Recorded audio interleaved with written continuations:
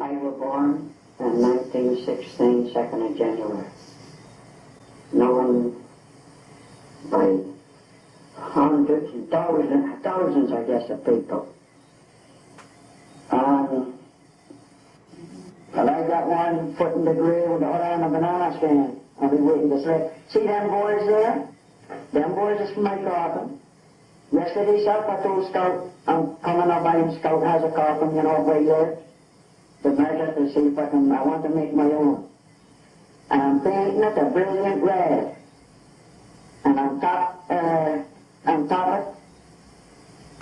going to put in either black or white letters. And God I trust, all others be cash.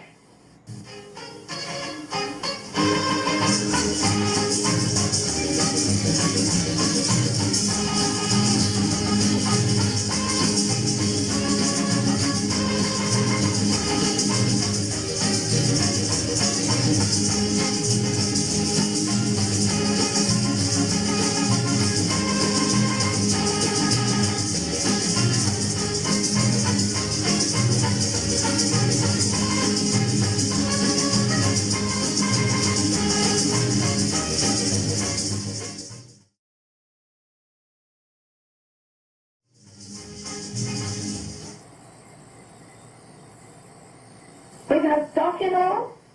Got a garden out there. You think it's full. No clothes. No clothes, no good clothes, no shoes. Wash our face, graze them with lard, and go to church. Yes. A tie a hat with a ribbon. 6 o'clock like ribbon. Tie it, you know, that's comb your hair. Tie it, and we have to go to church in the morning. 6 o'clock, we have to be in the church. And Sunday night, you have to go. You have to go down there if you want to go, and if you didn't go, and go to the school, sisters and saints, yeah, would go to the head of the church, call you one by one. Have you been to Holy Mass on Sunday? No, sister. Why? And no clothes. 40. Oh. Bananas, tanyas, sweet potato, cassava bread. 4 cents a piece. And one of these go bigger and bigger. 4 cents for a big cake of bread.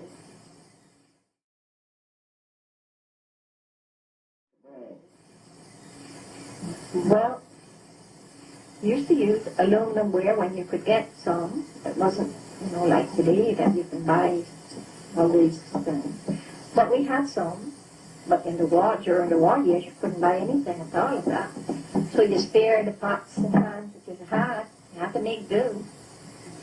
Because during those war years, you couldn't buy anything at all. It was long afterwards, before you could get anything made from stainless steel or anything like that. And I remember during the war, too, it was very hard. You had to get shoes, and he had a rubber here, and he learned to make their own sandals from the rubber, because it was hard to get things like that.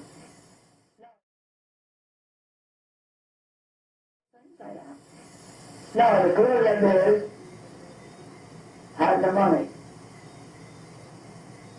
Because the land was walking on, they got too much, they shipping there, 20%.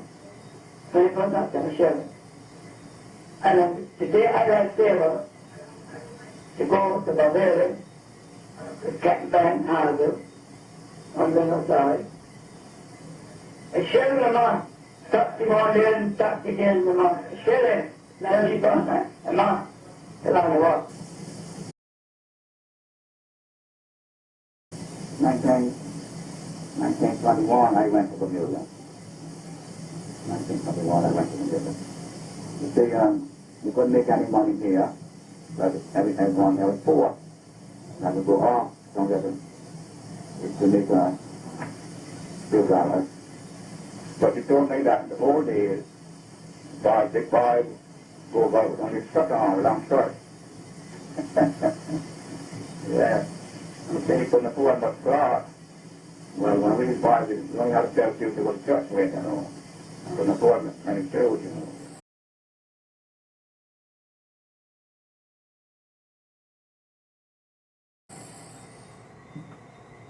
Oh, food.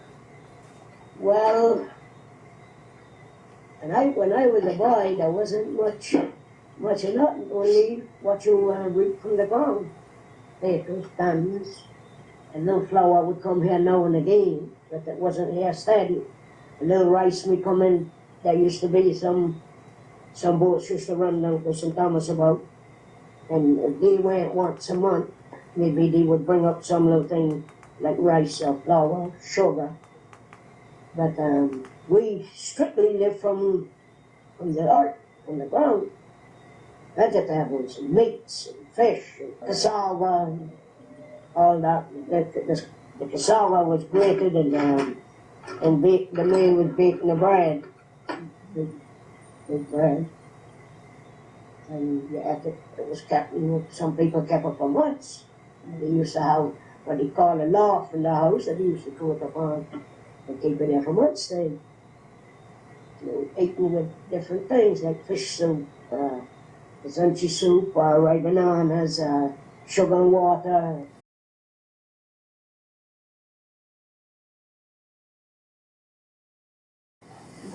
Well, downstairs, you take your lawn and you make lawn juice with lemon and drink it. Because you should get cola from St. Thomas. And the bottle got cola. The bottle was having like a marble. They come in and goes up a bit. Cola. And that's it. If you put them on it, like with rubber in it, knock, you hit it, knock the water out down, then you drink it. As long as that marble, then you go on there and come out. And then there's that all the cola you get from St. Thomas. Sometimes you use the bags with our low button. Sometimes you would have cocoa, because we used to get the cocoa with some hair fresh. And we had our fresh milk, because our father used to keep the cow. We had our fresh milk. Sometimes we had to go over to bring the milk home so they sell to the customers. Sometimes we fix to the customers. But cocoa for the milk in the morning, we get a cup of milk after the milk is cold. The last cup of milk was for us.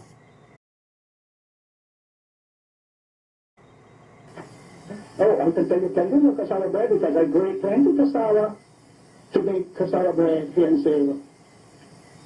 Well, the cassava is pulled from the stalk, from the tree. Then you scrape and you grate the cassava. Then you put the cassava into bags, rubber bags, and then you carry it to a place they call the pressing mill. Now the pressing mill is a big flat rock and with a big bar of wood. You bring it down on top of the bag of cassava, and then you put 3-4 big rocks on the end of it just to keep it down, that you get all of the water from the cassava. And the cassava water remain there the whole night. After the night, then you get up the next morning, you meet a big thick liquid underneath the water. You drain that water off, you break up that liquid inside there, and you dry it, and you got starch. You have your starch and you starch your clothes.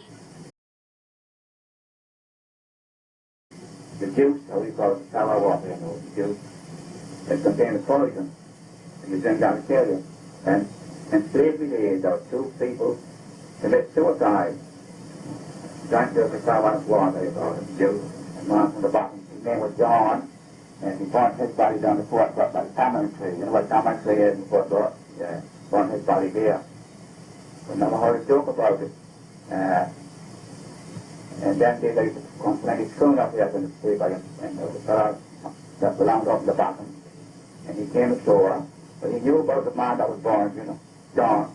So when he got below the tamarind tree, he saw a man coming down. So he stood up. The man said, don't be afraid, he said, it's me, John. Started with a fellow, still, he said, he went straight back to Fort B, running. That's why I think we're afraid of spirits.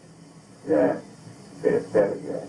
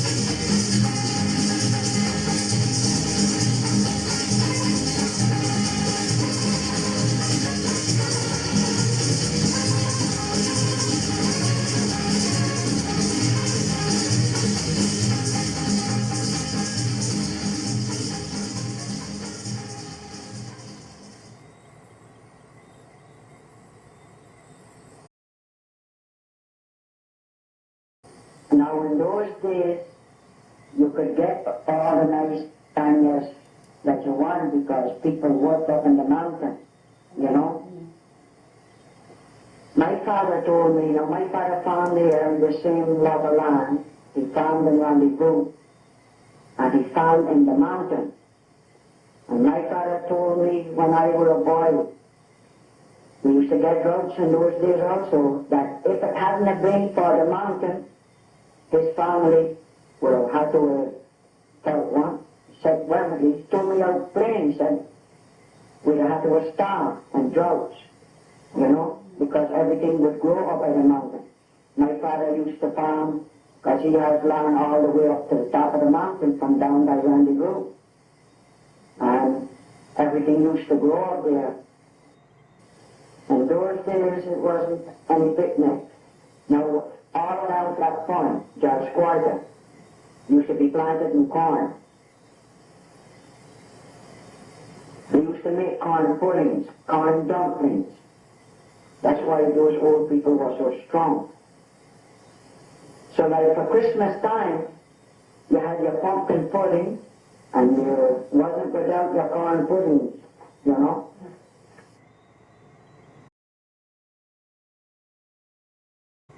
Well, there was a lot of time because it used to be planted here. There was a lot of time. Colored seed, instead of paprika, you had the colored seed tree in the yard. And so there was no Corey, no Maggie, nothing of this kind of thing until the later years. But, before there was nothing of that, only the salt and thyme. Onion, you would get once in a blue moon. You know, I got it regular. Like no.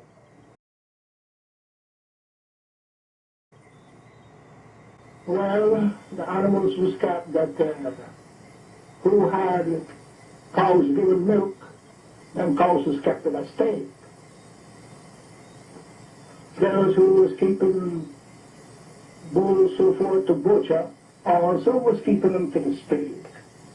But it was a lot of hard work because you got to go out and you got to walk in the morning. Then you got to come home, you got to tend to your cattle. It's got sometimes up to 7, 8 o'clock in the night. You're still out walking, you ain't reach home yet. Well, when I left school, I started to learn to do the fancy work, and I've been doing it all my life. Lily went to school in the convent in Bristol. We started teaching her, the nun started teaching her this drawn thread work. So she came back to Seba from the convent, and she started teaching it to the girls here. And then everybody started learning how to do it. But we have brought it today to what really is a much finer style of work. From all the years we've been working at it, we have really brought it to what it is today. But when she started, it was in a more open way and not so intricate as it is now. In the olden days, we used to write addresses of companies. If a magazine or a newspaper came here, and people would look through it and they'd find a company, and then they would send a handkerchief as a sample to that company. And if the company or anybody working in that company was interested, they would take it up and they would reply to you in Savour, and they would say, well, I would like a dozen handkerchiefs or pillowcases, or if they will run it, they would send you orders and send you money through the mail. Then you would do the work and send it, and then they would order linen from Ireland through England, through St. Kitts. You'd have it come then via St. Kitts. When I was growing up in school, I was to school. I went to school all the time, every day. We went till we were 16 years old. One day we went to school. We took a school from 8 to 12. Then we go back from 1 to 2. We leave school, women who leave. Only the young men, the young boys in that day that would go sailing on a boat, like Annie went sailing on a boat, and then others went to America, and they studied over there, became captains and all that. So, very after when that Kingston and over, it's not that we went down there. People burned up the beach. They did the cheat come for the tape. Run it out. went out to go see the jeeps and left the stoves on. And an old woman, well, all on their people too, because the government's jeep was a small army jeep. And this jeep, belonging to the police, was one of the big Willie jeeps. All old Penta went how they had to say him, up to the head of the pig, you know. He couldn't get to the board. So Penta said, wonder if I should see there. Penta said, well, it's your room, anyway. Penta said, look at him. You can see that he's a Haywood, the prince's jeep. See, you can see he's a Haywood. He's ready to jump on and out. Look at him. Because this jeep was bigger than the front, so she styled it as a man and a woman. So we have to walk it, and you know, the people don't walk when they are there. Have to walk. I said, go in the bottom, you have to walk. When you know, the people can't walk. I can walk it, if I was able. Come down to on the other side. But not this side down through, no. The other side where you used to come down. I like that road. They like that road. But now they took us up and put out one over there. That one where the jeeps can, then the cars can come down. Well, most of the windward side was in the wilderness. Most of the windward side was in the wilderness. The only place in the windward side that you could know then that it was the windward side is right there by where the Roman Catholic Church is now, because that's spot now moved. I come and I met that spot there, and it looks like I'm going to die now, so leave it there.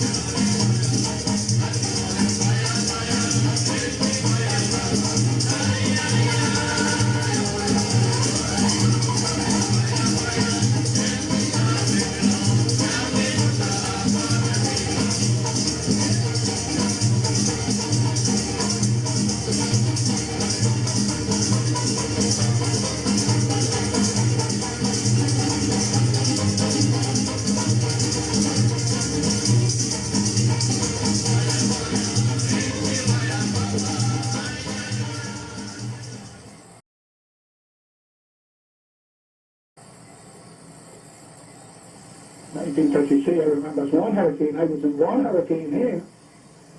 It blew down our house from down there. It blew down to, I know it's in Hell's Gate. As it was again, we call it a Benjamin's Gate. Oh, till I get killed in that gate. He was named Benjamin here. It wasn't nothing to like, I can tell you that.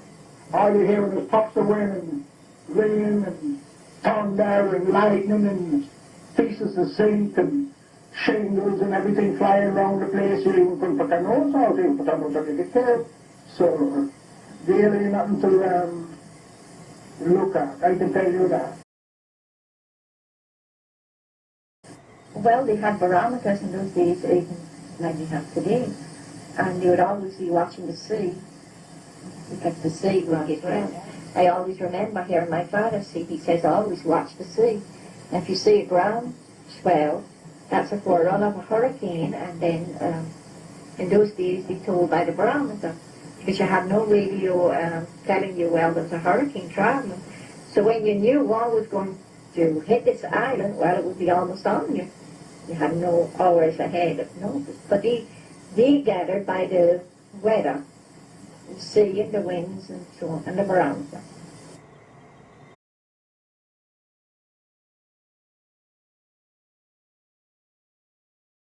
before, my father used to bring buns from the beach, boat beach. Because when they couldn't land, when the boats couldn't land to the port beach, they would land to the ladder beach.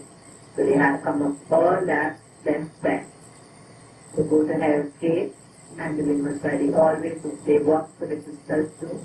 Because sometimes they us know that the older ones had to go to the beach in the morning time to help them bring us to the gate for the sisters and the sea. I've been going to sleep 50 odd years. Yeah, I mean, one more. No stop me from good. And I had to study. I had to study. And the first one I had was the North Field. North Field, yeah. But then I lost another boy called the Brother Johnson. It was hard. She rolled over out in the squad. She rolled over and I lost 3 men. I have only once reached a show. And it's from the show. I learned Milan by the tape from St. Kitts. We were going St. Kitts. I lost her in 49. I only stopped feeling him. That's true. And I lost her. I lost 3 men. And I was being having, the fire was within me. So I leave my head, both one at a time, walking to the government. For 50 years. Oh, I was very excited, thankful that at last the train had been able to land in Silver. Because I'm telling you, I had many rough trips by boat. A tugboat, well, that was the roughest I ever had. I have gone to Phuket on for a couple of weeks. And a tugboat was running this one to Ireland, so I had to come back on that. So I'm passing right and came over and said, where did you come from? I thought you were in Stephen. I said, I'm not worried about where I come from. I'm worried about to get back. Back on Stephen because it was so rough. So you don't worry. You just do what we tell you. And we'll take care of you. You'll get ashore of that.